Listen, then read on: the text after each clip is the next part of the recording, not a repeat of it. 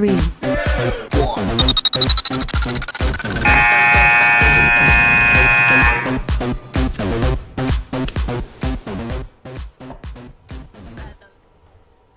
Good morning, everybody. What a beautiful Tuesday it is today. Today's a big day. If any of you have been watching the last couple weeks, we have been focusing on breaking down each division in the NFL individually. And last week we did the AFC East. Before that, we did the NFC East. So this week, since I got to talk Bills all week last week, I figured it prudent to talk Packers all day today. Yes. So we are talking NFC North, and we will be breaking it down shortly. We will have Kevin Holden on as well to chat Packers football and NFC North and how much the Packers will destroy the rest of the division this year. And somebody raised a question saying that the Packers are the Patriots of the NFC, which I don't necessarily agree with, but we can maybe get Kevin's opinion on that too. Yeah. What do you think about that? That's a pretty bold statement. It's bold. I guess they're the closest thing to it, but they're not the Patriots. No, I don't think so. I'm Tanner Burke, of course. James Stewart here on the Pick Six, where we talk football, and I love talking football. It's tough in the morning sometimes, but this is early for me, my man. I mean, when you're working in sports, 90% of your hours come in the afternoon, Right. so coming in at 7, 8 o'clock in the morning, it's a slow start for me. It's definitely early, but I'm a new dad, so I'm up this You're early up this anyway. early anyways. Is that all I need? I just need to have a kid? I need to give birth? I wouldn't before recommend I can... it just to wake up, but I mean, yeah. Just to wake up? Okay. So it's not a reliable reason. You could set an alarm. I could, or 12 if you're like me. Yeah. My God, unbelievable. Well, there's one thing that I really wanted to touch up on today. I thought it'd be fun to talk about. Maybe we can talk about it a little bit. The Madden curse. It's a real deal. It's been talked about. And I'm sure you have your fingers crossed this year. I do. And here's the deal. With the Madden curse, well, first of all, Madden is one of the most played sports games. Yeah. FIFA's right up there. Maybe we could do something. Maybe we could put on the poll. What's the most popular sports franchise game out there? I think it's like FIFA. FIFA's got more Madden. of a worldwide reach. That's the thing. But Here in America, I think Madden Yeah. is. I mean, there's legitimate, like, professional Madden players Yes. out there. It's like Call of Duty almost. And you have to get it every year because yeah. I mean, even though it's just a roster change. That's literally it. They add some new graphics But to you make it gotta look get it. flashy. They're like, oh, we have a new dynamic play mode. More control over your defenders. I'm like, I already got like hot routes and Right, audibles I got to take exactly. care of. I can't, like, don't give me more control. I don't want that. Do you remember Put when me they on had the autopilot. quarterback vision where you Yeah, had to you actually have to look around. I'm like, what is this crap? Like, I'm throwing blind to the left side of the field. Yeah. I got Peyton Manning looking long on the right. Like, what is this? It's awful. I have to turn my quarterback's head where I'm throwing the ball. It's just stupid. Anyways, yes, so the Madden curse, everybody's familiar with it. This year, I have my fingers crossed as Tom Brady, and I don't know if it was a photoshopped edition of the cover. Yeah. But what I saw was Madden, is it 18 now? Madden 18 GOAT edition. Yeah. Dude, give me a break. This guy's still in the league. Madden can't come out and say that. They can't put that on their cover. Come Madden on. can do whatever they want, apparently. Oh, my. They're going to, I mean. But here's the thing. Has the curse already started with all this concussion talk? Maybe. Maybe. Is Giselle the curse? Like, is she telling everybody about all these concussions? I love how. So Brady says he could play for another 5 to 7 years, but Giselle basically said, "No, we have a family." I love knowing that one of the greatest quarterbacks of all time, if not the greatest quarterback of all time, doesn't even wear the pants in his own relationship. His wife makes 3 times the amount that he makes. I hope so. Is she looking out for you guys? I hope so. You know who I found out was a Bills fan yesterday? Who's that? We were watching Zach Anner videos on YouTube. Zach Yeah. Anner is he's a comedian, and he was asked a question if something about disappointment, and he goes, "Oh no, I'm used to disappointment. I'm a Buffalo Bills fan." I died laughing. It was so funny. Is that one of those laughs that kind of hurts though too? It does. Well, you become family when you have that realization. So not necessarily the worst feel. thing. Yeah, exactly. So, what do you think about the Madden curse? Is that something that you believe in personally, or? I mean, history says it's real. I mean, you got a lot of guys going down or becoming irrelevant Yes. afterwards. I mean, Well, let's talk about some of the Madden. I mean, I guess we can hit up on all of them if they're right here, but. Gronk. So we'll start. Gronk was last year. Injured. He didn't even get to play in the Super Bowl. Right. So Gronk is a perfect example. Going back to 1999, Garrison Hurst. 2000 was Barry Sanders and Dorsey Levens. Eddie George in 2001. Dante Culpepper in 2002. Marshall Faulk. Michael Vick. Ray Lewis. Donovan McNabb.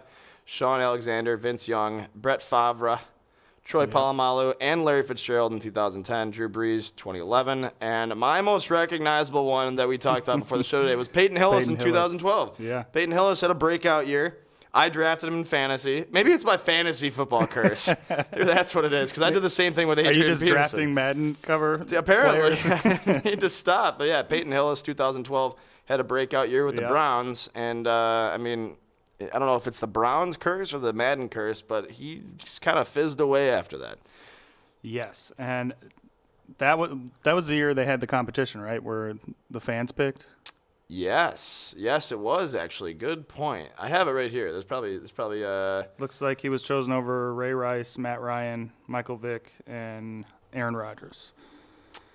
Lucky for you, Aaron Yes, Rodgers did not get chosen. I was okay with that. That was the year after you guys made won the Super Bowl, wasn't it? 2011. Yeah. Or was it? Yeah, it was 2011, right?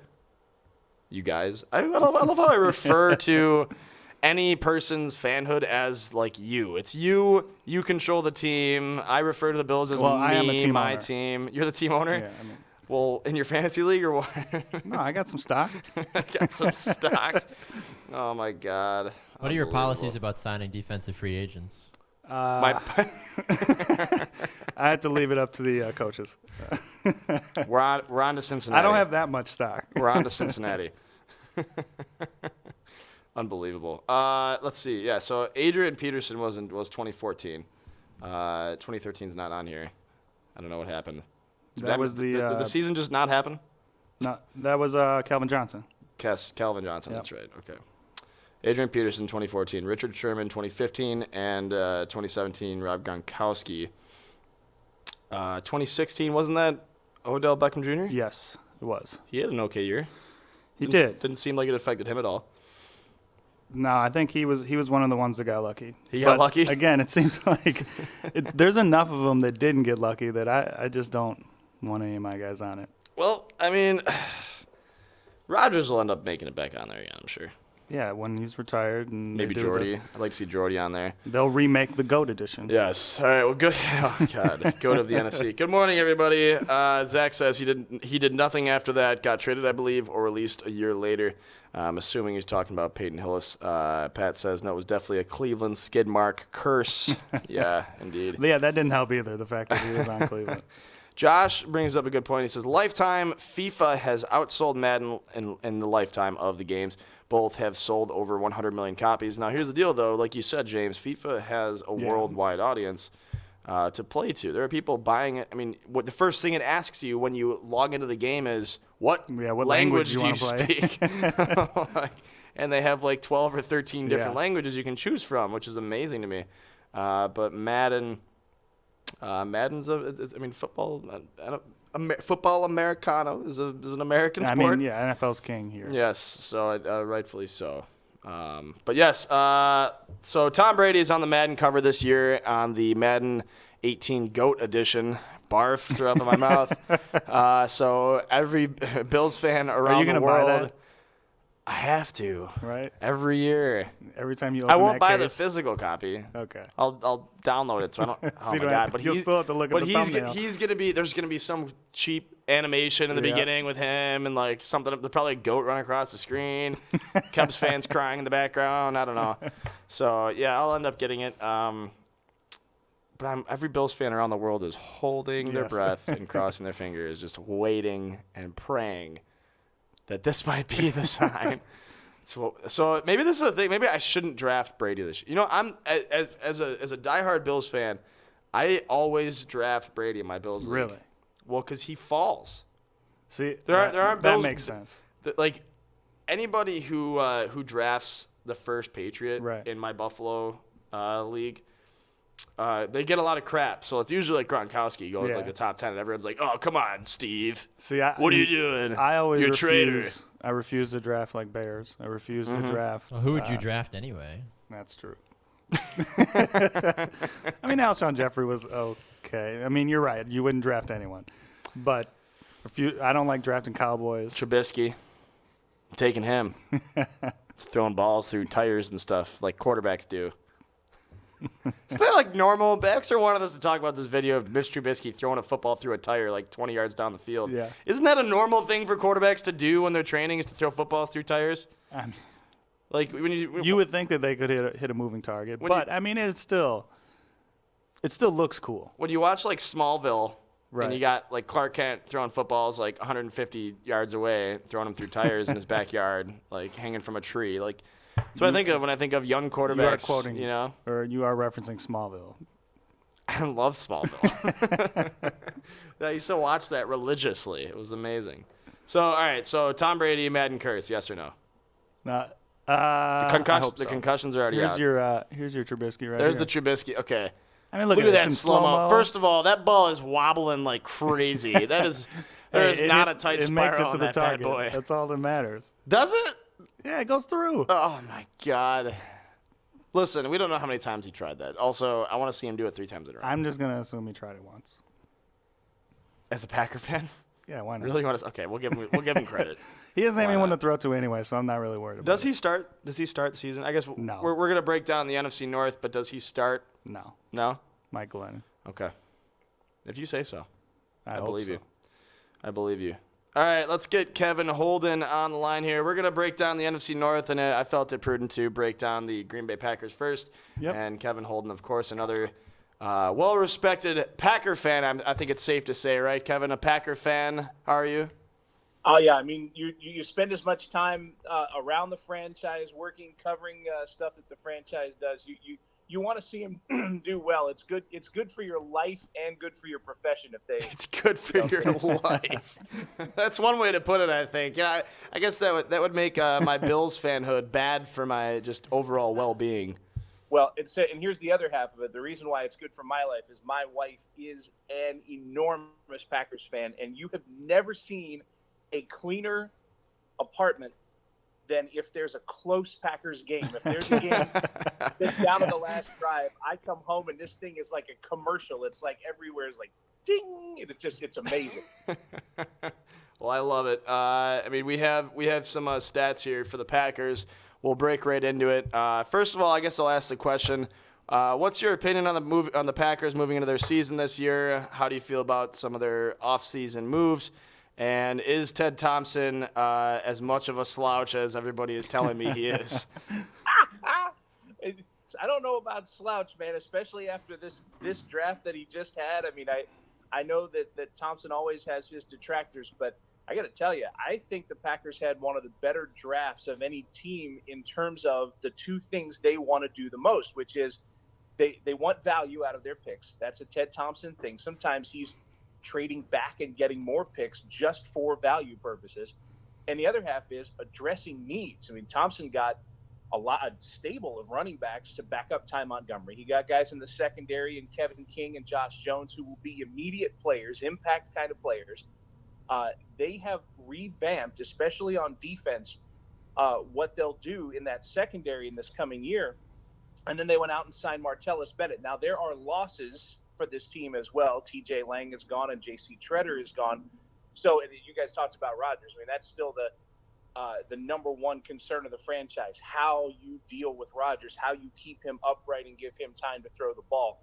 That will be the concern, is getting those 5 guys together. But coming into the season, what Thompson did through the draft and what he did with the addition of Martellus Bennett, what they can now do with the passing game with the tight ends, I would say it's a team that's better than they were last year and that easily could go as far as they did last year. I think that's a safe assumption, James. Do you think Martellus Bennett is basically the Jared Cook experiment kind of worked, but it didn't work long enough or well enough, and Martellus Bennett is kind of the answer to that? Yeah, I think Martellus Bennett was was finally the guy that they were looking for in that position. Jared Cook, I thought, especially late in the year, Right. was tremendous. Oh my goodness, that catch in Dallas to set up the game winner. It popularized the phrase "he went to Jared." Guys are saying He he went went to to Jared. Jared. What's that tell you? It's not a slogan for dudes usually, No. but but it was after that game, and Jared Cook was a tremendous addition. But I think seeing Cook what he did over the course of that year showed the Packers that there's your missing piece. We talk about, how much do the Packers have to run the ball to be successful? How do they have to spread the ball around? I mean, Rodgers is, a generational talent. He's a guy that is going to succeed in most situations. But they've cratered the Packers have in the middle of seasons the last few years. And if you give him a tight end and some consistency when the other parts are breaking down, maybe that little crater doesn't happen. Maybe he doesn't have to say run the table if they're 10-2 after 12 games. They could, I think, be better across the board in the sense that, a good tight end gives them consistency game to game. And so they won't have to worry about going down and back up. It should be more steady. Well, I think when you're looking at the Packers as a whole, you're looking directly at Aaron Rodgers, and he's the guy that, let's address the question right now that was brought up earlier in the show. Is Aaron Rodgers the Tom Brady of the NFC, and are the Packers the Patriots of the NFC? Because that's a bold statement to make when you're talking about one of the greatest teams, greatest dynasties in football history. I don't think it's even close. The Packers have won Super Bowl in the last, 10 years or whatever it is. In respects to the quarterbacks, I think you have a closer comparison with the quarterbacks. I think Aaron Rodgers is fully capable of doing everything that Tom Brady is capable of. Where the distance comes is the team itself and how the team is run. I think the ownership, the coaching. Right, and I think, the main thing that a lot of people have had an issue with Ted Thompson is that we trend so young and there I go with we again. The Packers trend so young and go with kind of unproven commodities in a lot of positions, which is what they're going to end up doing again this year with, the loss of Micah Hyde, who I'm assuming Josh Jones is going to try to fill that role. You bring in Devon House, you bring in Kevin King. There's going to be a lot of unproven players on the field. Yeah, they're definitely trying to. I think the biggest thing is their defense. I think I'd like to hear Kevin's opinion on this. But where was the weakest point, the weakest link in this Packers team moving into the offseason, and did they address it enough? I know from what I've heard, Ted Thompson isn't as aggressive as he needs to be in most years. But did they address their weakest link to the point where you can confidently say they are Super Bowl ready again? The weakest link for me is that secondary, and it was the fact that last year, if you break down the worst games played by the Packers, it had to do with when they faced effective, accurate quarterbacks, when they faced Kirk Cousins, when they faced Marcus Mariota. Those are the games, Matt Ryan, where they struggled the most, where they gave up the most points. That secondary, by the end of the year, that combination of injuries and ineffectiveness, they were decimated. So they went out and addressed those with the first 2 draft picks that they made. There's a lot of experts raving about what Kevin King will bring to the table, versatility for Josh Jones.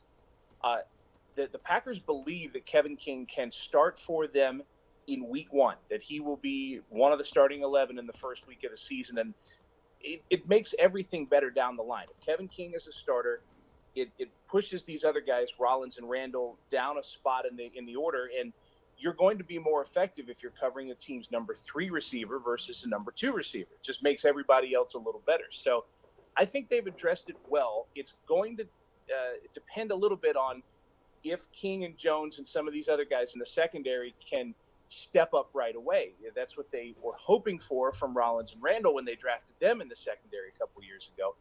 It happened initially, but has not happened for both of them as well as the Packers would have wanted over time. So that secondary is still that's where you have to look, is the ability to stop a Kirk Cousins, or at least contain a Kirk Cousins type of quarterback, because as you go in the playoffs, that's what you're going to see more and more. As you go closer to the Super Bowl, you face the Matt Ryans of the world. You got to have some kind of game plan for them, and the Packers hope they've done that in the secondary. I think they have. I definitely think the secondary improves this year. We've talked about how well the draft went for the Packers. Kevin, I'll ask you, with a lot of Ted Thompson drafts, I feel like there are a lot of times as a guy where you're scratching your head, what's he doing here? But is this kind of one of the first times, or one of the first times in a long time at least, that we can say the Packers and Ted Thompson are going for it? Like, this draft was all immediate answers to questions. Even an off-season transaction. I mean, right. Bringing in Martellus Bennett was a big deal for a guy like Ted Thompson, right. I think. Yeah, it was big. Now remember this, there were losses too, and that's something that the fan base in Green Bay is a little concerned about, because T.J. Lang left and J.C. Treader left and Eddie Lacy left. And, of course, the Jared Cook angst was about 3 hours long. Jared Cook left and everyone was, just freaking out as tends to happen in the offseason. And then Martellus Bennett was signed, and everybody's like, Jared who? Jared somebody. But, there are still some holes on this team that will have to get filled. The offensive line, for me, being the number one spot. The other one, at running back, Ty Montgomery's had, 6 games worth of experience at the position, and he's the veteran in the room. This he's is the insane. One talking to the young kids. So, Ty's got to step up, and I think someone else does too. So Jamal Williams is a guy to look at, their 4th-round pick, as a guy who might step up. But the Packers are probably going to depend on someone very inexperienced to lead their running game, maybe 2 or 3 people. Now, here's my opinion. So, real quick, the 2 guys you're watching on the Packers team as a whole are the 2 most important players, of course, would be Aaron Rodgers and Jordy Nelson.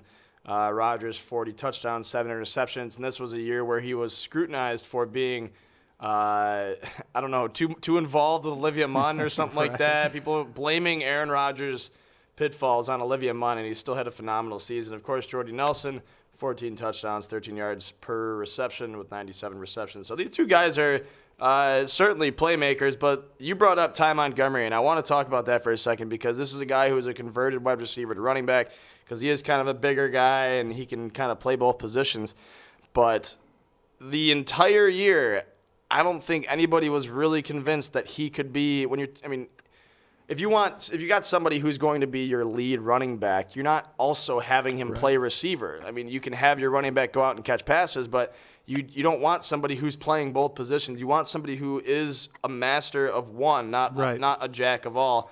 And what blows my mind is there are so many opportunities this offseason to get a running back who could maybe not lead the running back team here, but could at least supplement Ty Montgomery in Adrian Peterson, Jamal Charles.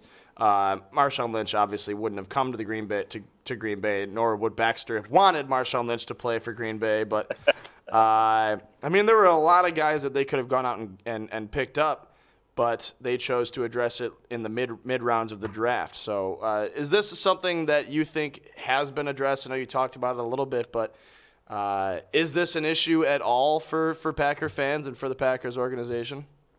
It can be. It definitely can be, because if you take those top end guys away, LeGarrette Blount would have been a pretty good addition. He would have been, I think, the right complement for Ty Montgomery, and a guy that I think would have come fairly cheaply. Running backs aren't making a ton of money in the league these days, and even on that scale, I think he would have been very reasonable.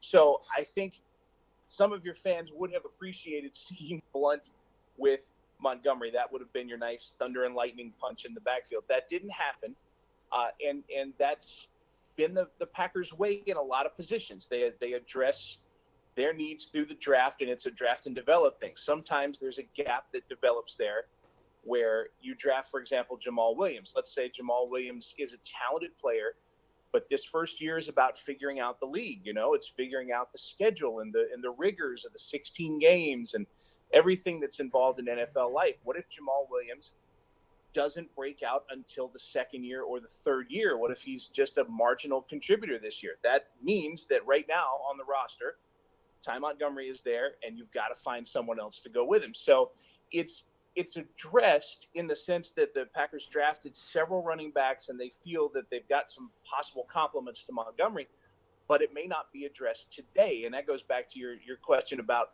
Packers versus Patriots and where the difference is. Organizationally, the Patriots handle it differently. They draft well, but they use all avenues. They're going to trade for Brandon Cooks. Go ahead and make it happen. And that is where they have built themselves back year after year to the level where they've been. It's been that little tiny difference between where the Packers have been losing in the NFC title game a few of these years and where the Patriots have been trailing by, 60 points in the Super Bowl and coming back and winning.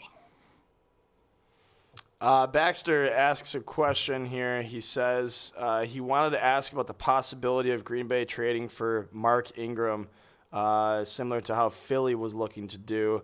Is Mark Ingram, I feel like, would be a great fit for the Packers. I really do. I think he's not in his prime, but he's a guy that you can count on and rely on, and at least maybe even give some. This is why I think the Packers missed out on some of these running backs in the offseason was. You're going to need somebody now. They drafted a young running back. You're going to need somebody to lead these young running backs, these rookies, into the Packers organization. And, I mean, you got some of the greatest running backs in the game who are available very cheap, like you said, Kevin. This is a position that is probably at the lowest value point of the history of the NFL. And the Packers, I think, missed out on a great opportunity just to have somebody in the locker room. They don't even have to play. I wouldn't even play Jamal Charles. Just put him in there. I mean, Ty Montgomery is not teaching any rookie quarterback how to run the ball. It seems to me, though, that they want versatility at the position. That's why an Adrian Peterson doesn't fit, because he can't catch. It seems like they're going to center this offense like they have in past years around the pass. So they need a guy who can run, but ultimately needs to be able to pass block and catch the ball. That's what I was going to say. If you're focusing on the offensive line as one of your biggest weaknesses and most important pieces of your offense, then why wouldn't you go out and find a big running back that could help you block and keep Aaron Rodgers safe back there? But I don't know. Kevin, I do have one question before we let you go. Who is the biggest competitor for you guys in the division? I think it's safe to say we haven't broken down the rest of the division yet, but I think it's safe to say that James and myself would agree the Packers are ultimately going to come out on top. But who is the biggest competitor here this season? There's some questions in Minnesota, Chicago now too, but who are you most worried about or looking forward to matching up against? I still think Minnesota is probably that team. There's some people that would tell you that Detroit, because they got TJ Lang from the Packers, because they are so much better up front, are going to be a tough matchup. But the Lions didn't really address their running back need in the draft, which was a bit of a surprise. Vikings, on the other hand, lose Adrian Peterson, get Latavius Murray, draft Dalvin Cook. Now you've got these two guys who instantly become threats. And before week one, you're thinking about, okay, how we're going to face these two running backs, how we're going to prepare to go against these two running backs. Minnesota's been doing it with the run game and defense for years. Sam Bradford, I see being a capable game manager, and I see Minnesota being a pretty successful team. It's a team that's given the Packers fits at times over the last several years. So if there's anyone that's going to threaten, it's the Vikings. But I'm with you guys. At the end of the day, I think this is a multiple game separation between the Packers and the rest of the division. They're just better all the way around and better prepared for a good late run late in the season. Yeah, I would agree 100%. It's got to be the Vikings. I love how we haven't even talked about the rest of the division yet, and we're all just like, yep. I'm not complaining. What's done is done. I mean, the Lions are intriguing, and they always kind of offensively are, but they're the Lions until they prove otherwise. They always seem to make the mistake in the end or miss the playoffs by that much or completely. I feel like the Lions, now that Kelvin Johnson is gone, I feel like the Lions, when they had Kelvin Johnson, I thought they were so close to being a great team. And now that he's gone and, you're bringing in who their receiving core is not awful. Golden Tate and Marvin Jones Jr. are not bad. Yeah, but they're not. They've been so close in recent years, and they're much like the Bears. They've just been so close to disappoint. I do want to ask one quick question though, Kevin, before we let you go in regards to the Minnesota Vikings. Does Teddy Bridgewater ever play football again? Because I had an argument with people on the air about this before. Yeah, I don't know if he does. I think he makes every effort to do it. I think he wants to try to come back, but you get pretty good sense if your quarterback gets hurt, the guy you put your franchise's future in gets hurt, and instantly you make a major trade for a quarterback who can lead your team for multiple years to come. The Vikings hedged their bets the moment that injury happened. That's how gruesome the injury was for Bridgewater. I think maybe there's an attempt there, but I wouldn't count on him, definitely not being who they thought he was going to be. And I don't know if he's ever really effective in any form again in the NFL. Well, it's tough. So if you had to give us your final division standings at the end of the season, I know it's too early to tell, but James and I do this at the end of the show, so we thought we'd grab them from you while we still have you here. What would the final lineup be for the end of the regular season here for the NFC North?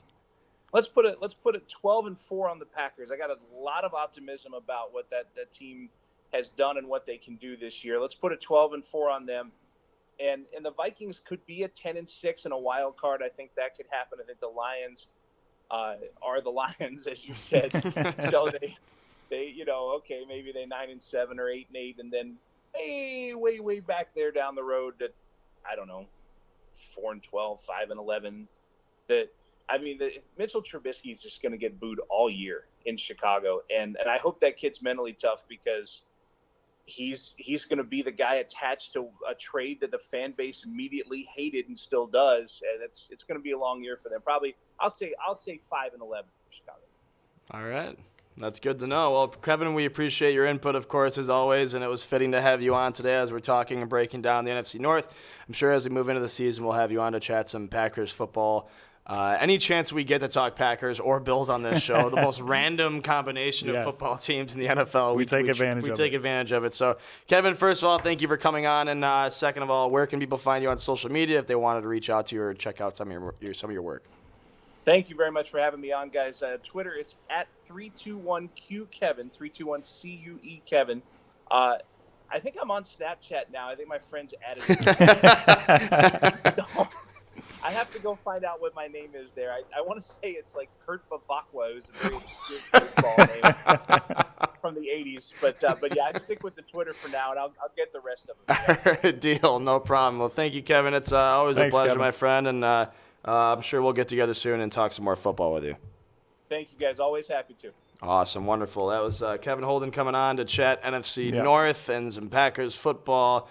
It's just fun around Brew Sports this time of year when we're talking about there's a lot of hope. Our own teams, our teams. There's a lot of hope right now. There's a lot of hope. It's just good just to give you hope. Wow. Yes. Well, real quick, let's check the Facebook comments before we break down the rest of the NFC North. Anthony, good morning to you, my friend, as well. I feel like I missed a comment from Patrick here today. You're just mad that you couldn't get points for both his wide receiver and running back plays in fantasy.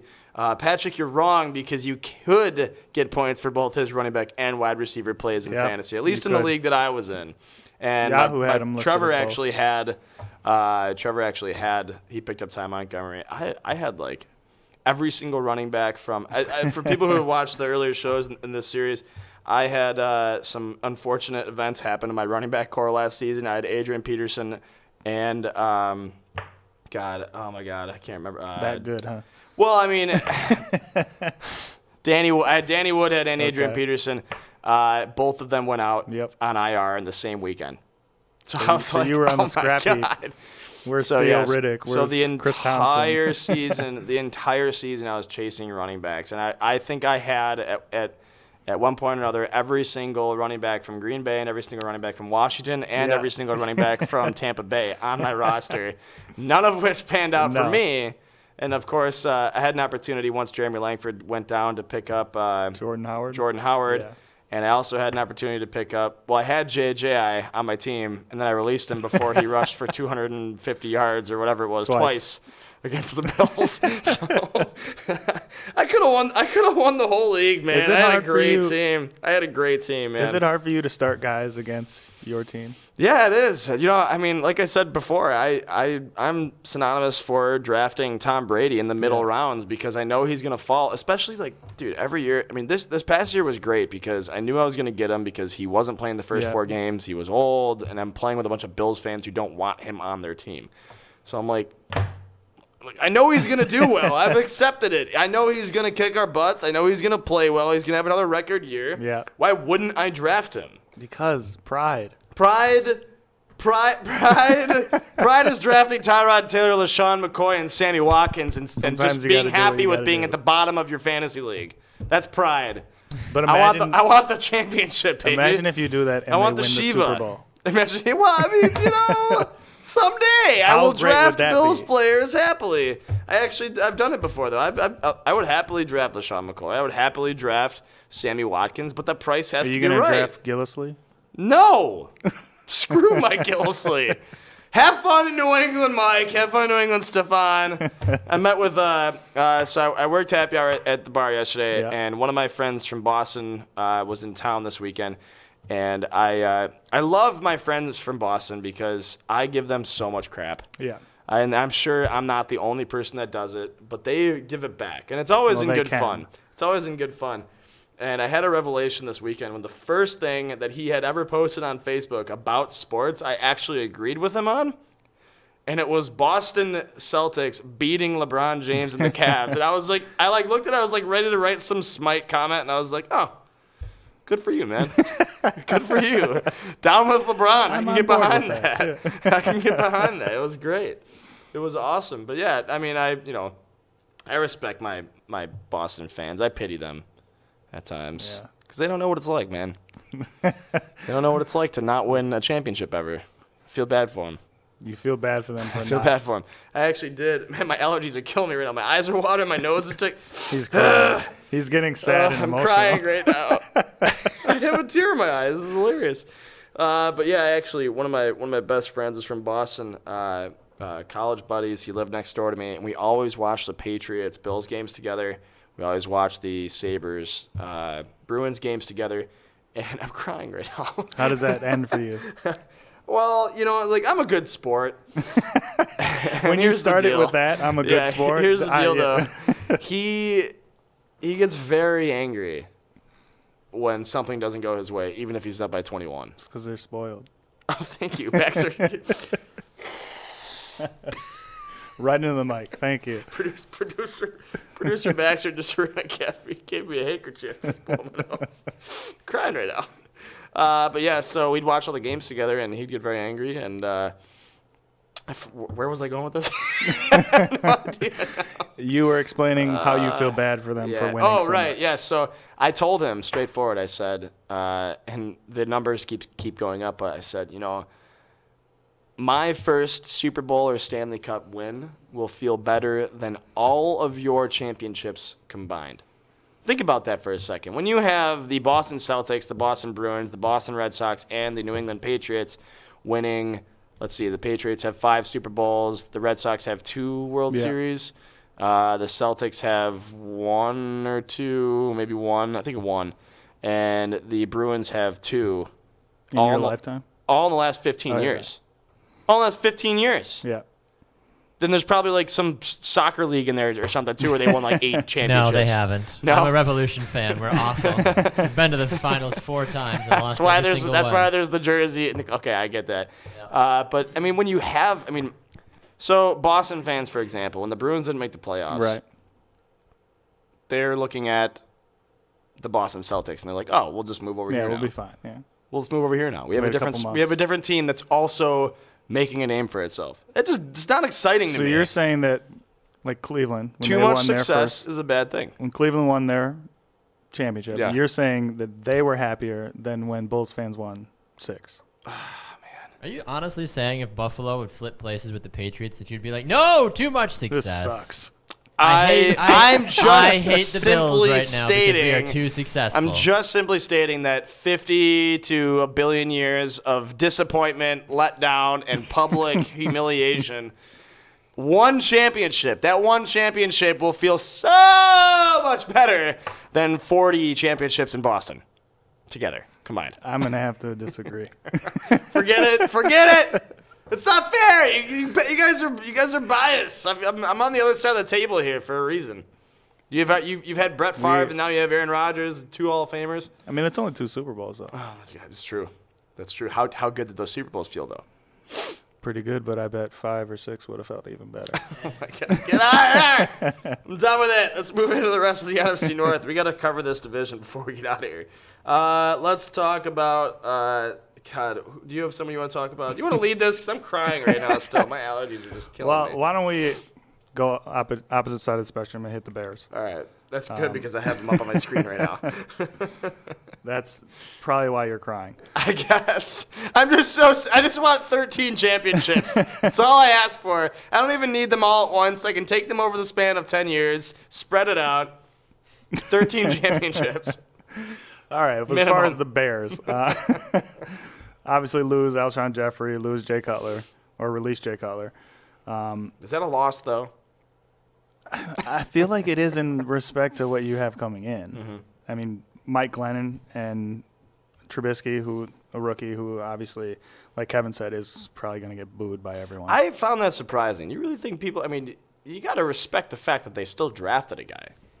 Is it the guy's fault or is it the owner? I mean, Donovan McNabb got booed pretty good when he got drafted. That's brutal. That is so. Do you think Mitch Trubisky is going to get booed in Chicago? Should we already assume he's going to leave after his rookie contract is up? No, if he's good, he'll be fine. Was he going to die? If Mitch Trubisky plays the same, is he gonna make it that far? The OTAs are tough this time of year. Chicago, man, I don't know. No, I mean, but think about it. If Mitch Trubisky plays like even generally as well as Donovan McNabb did for his career, I feel like you got to be pretty happy with that. Yeah, I mean, go to a Super Bowl. Yes. Deal with an outspoken wide receiver in T.O. Yes. By the way, Buffalo did win a championship this year.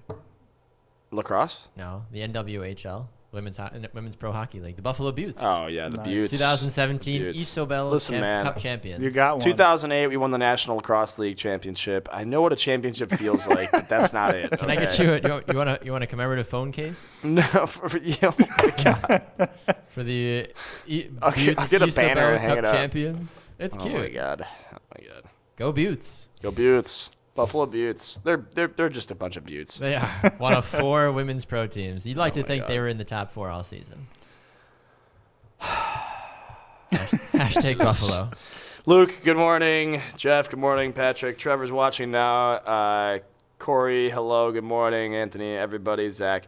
Trevor just got a new job, so congratulate him on the air. Enough! All right, back to the NFC North. People are voting on Twitter, by the way. Remind people to go at Brew Sportsnet on Twitter. At Brew Sportsnet. Somebody voted for the Bears to win the division this year. What's our Twitter poll, Guillermo? You've got 2 today. What's your favorite sports video game? Madden, FIFA, NBA 2K, whatever, and MLB The Show, whatever. FIFA leads currently at 100%. And then the other one, Packers and Bears are tied for the first time probably ever. Say FIFA leads 100%? Correct. How many people voted? You? No, it's been more than one person that's voted from multiple accounts. How many? And the Packers and the Bears are tied right now at 50% each. Unbelievable. This is ridiculous. At Brew Sportsnet, go vote. Okay. All right.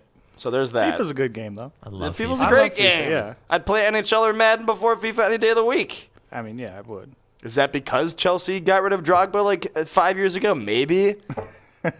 So as I was cleaning up my apartment back, so you'd appreciate this. I found all of my jerseys, which includes 2 Sabres jerseys, 1 Ryan Miller USA jersey, Celtic FC jersey.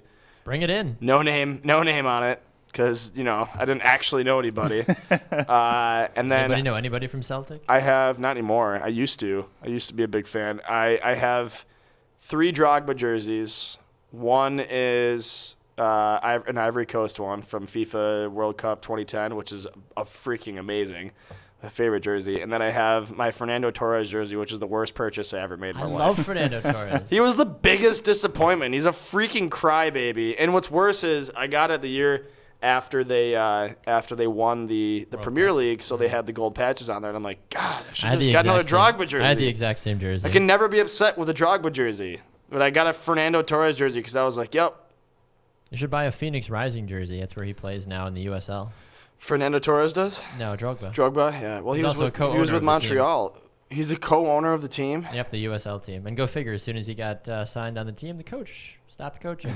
Unbelievable. Unbelievable. I mean, if you're owner player, I mean, why not? Yeah. Is that a thing? I mean, owner, player, coach. It was a thing in hockey like 50 years ago. I didn't know it was still a thing in any sport nowadays. Oh yeah. All right. I do love Drogba. He's one of the greats of all time. Let's move back into the NFC North. Why do we keep getting off track? Why do you guys let me do this? Why do I even run this show? This is unbelievable. Is it that big of a loss that the Bears lost Jay Cutler? I don't think so. I mean, Mike Glennon is basically, you're going to get the same thing. I'm not expecting a lot out of Mike Glennon. He's got no starts in the last 2 years. And Mitch Trubisky coming in, I mean, there's going to be competition there, and I wouldn't be surprised if Mitch Trubisky ends up starting. Jordan Howard, is he a franchise running back? I don't know about franchise, but he's a serviceable running back. Okay. I mean, I would start Jordan Howard over Ty Montgomery on the Packers. I probably would. 100%. Absolutely, I would. Jordan Howard's a top 7 running back. Top in the league? Think? I think in the so. league? Considering who a lot of the starters are nowadays, yeah. It's true. The league's pretty thin right now at running back. Would you put him ahead of Marshawn Lynch? Top 7? Well, he's probably not going to have to split carries with that. Put you over Marshawn Lynch. No. All right, we have 10 minutes. Let's move into our next one here. Do you want to hit Minnesota or Detroit first? Detroit. You probably could hit Minnesota, but you'd put it wide left. Brutal. Detroit it is. Let's look at their offense here. Matt Stafford, one of the most underwhelming yet surprising quarterbacks he's a in fantasy the last 15 quarterback. years. He is. And the numbers. That's it. I feel like he's a head case, though. He really gets inside his own head, and he either plays well or he doesn't. Right. He's got a big arm. It's just the big game seems to be an issue. And you're looking at, your wide receiver core. Man, just imagine if they still had Calvin Johnson, though. I mean, he still had a couple good years left in him too. But guys it's the same with Barry Sanders. You get sick of losing on that team. On the lines, Golden Tate, Marvin Jones Jr., and then the tight end option, Eric Ebron, exercising his 5th-year option. A smart move because he is a great tight end, not a top-tier fantasy tight end, but when he was coming out of the draft, remember everyone raving comparing about him to size, the next speed. Gronkowski, which is just, come on. You can't compare anybody to Gronkowski. Nobody's Gronkowski. Gronkowski can't even be Gronkowski at times. It's amazing. Well, they add T.J. Lang to the line, so that should help a little bit with Stafford. The question is, what are they going to do at running back? That is a good question. Amir Abdullah, who's constantly hurt. Theo Riddick. You'd like to think, and the Lions came out and said that they think that Amir Abdullah could be their franchise running back, and you'd like to think that he could be that. Right. But like you said, getting injured. Is this another? Who was it? Javid Best? Another situation where. Kevin Jones is another one too. Yeah, these young guys who have this promise and can't stay healthy. You got to stay healthy. I think. Sammy Watkins getting injured every year too, man. I don't know. Like Teddy Bridgewater, he's got to stay healthy. Right. Too soon? I did see that they. I think it was the Lions picked up Jared Aberdarius. Yep. Okay. So that is correct. Abby's got another shot. Give it to him. See what he does with it. What's up with the Lions and white wide receivers from the Packers? Oh my God. Bill Schrader. Yeah. Schrader. Jared Aberdarius. The most white wide receiver name ever, Bill Schrader. Bill Schrader, Boise State. I don't know. Bill Schrader, I think, went to D3 school, actually. Yeah, he did. Okay. Jeff Janis, your days are numbered in Green Bay. Hingle McCringleberry. Penn State. Penitentiary. Unbelievable. Is anybody talking on Facebook out there? Is anybody even watching us? Ever? Madden greater than FIFA, Pat says.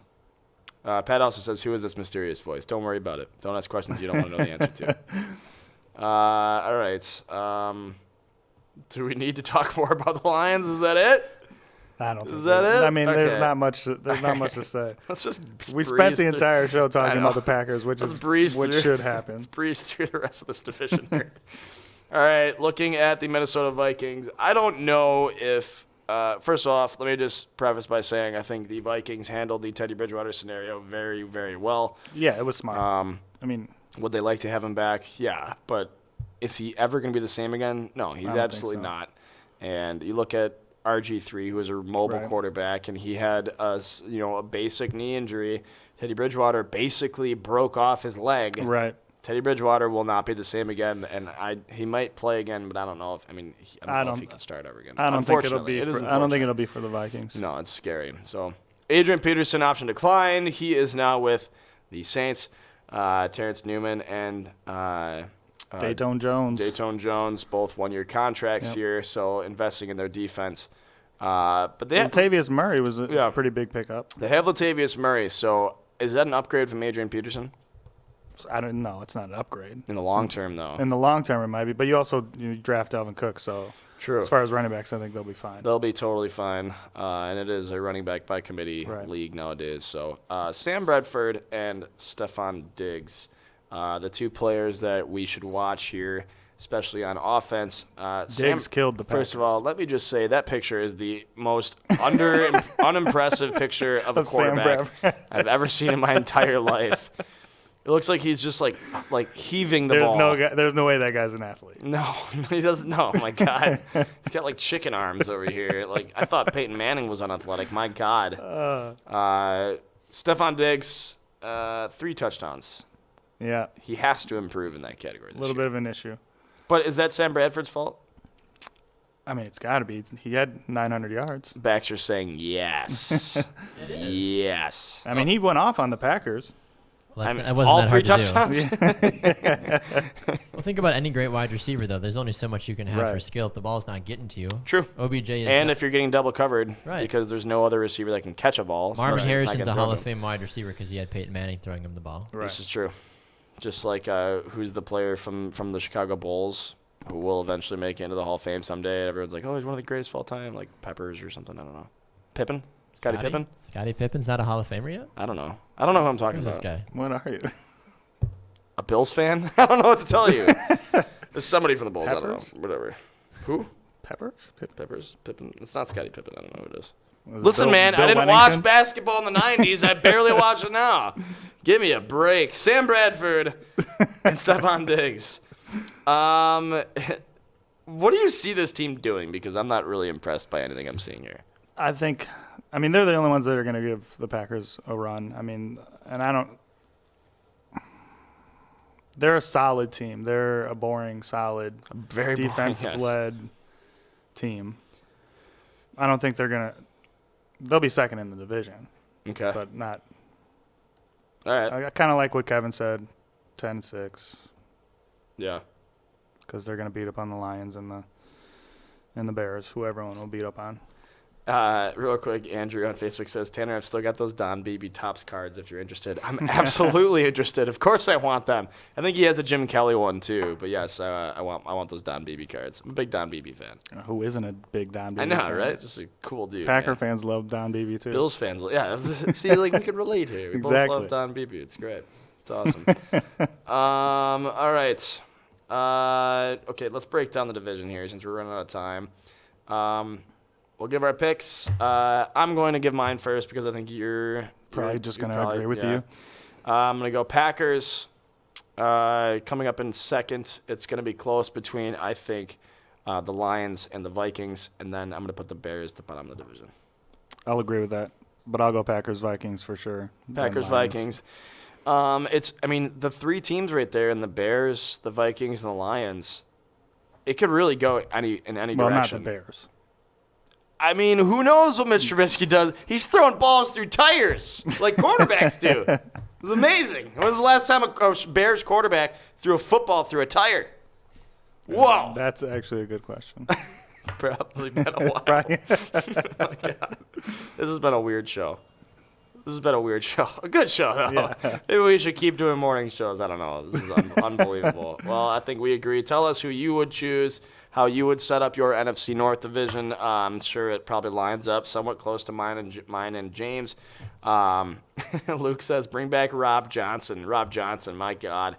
Jeez. Do you guys know who Rob Johnson is? Exactly. Are we supposed to? Moving on. All right. Thank you all for watching, of course. Do we have a division we want to feature next week? We have to do the AFC North now, right? So AFC North next week. Whatever. Yeah. Thank you all, of course, for tuning in. Thank you for commenting. Be sure to check out our polls, of course, today. Tell us who you would choose, how you would line up your NFC North. Next week, we will talk about the AFC North and continue our weekly breakdown of the NFL offseason. So yep. It's going to be fun. I'm Tanner Burke at Banner Turk. Not that anybody cares. James Stewart at J. Stu Jr. Damn, so close. Next week. Next week, I'll try to get every week. A week is a long time to remember such mundane you write details. it on your hand. I do. J. Stu Jr. All right. Thank you all for commenting. Thank you all for watching. Until next time, I will be on with Baxter Colburn here in just a little bit for a halftime. Yes, so I got to rush over and get ready for that. James, it's been a pleasure, as always. Yes. See you next week. Yeah, next week. I'll probably see you later today. Probably. For the game tonight. So I want to thank Kevin Holden, of course, for coming on. I'm sure we'll have him on in the future as well. It is always a pleasure. Thank you all for watching. Until next time, I'm Tanner Burke, and he's James Stewart. This is about a Pick 6! 3,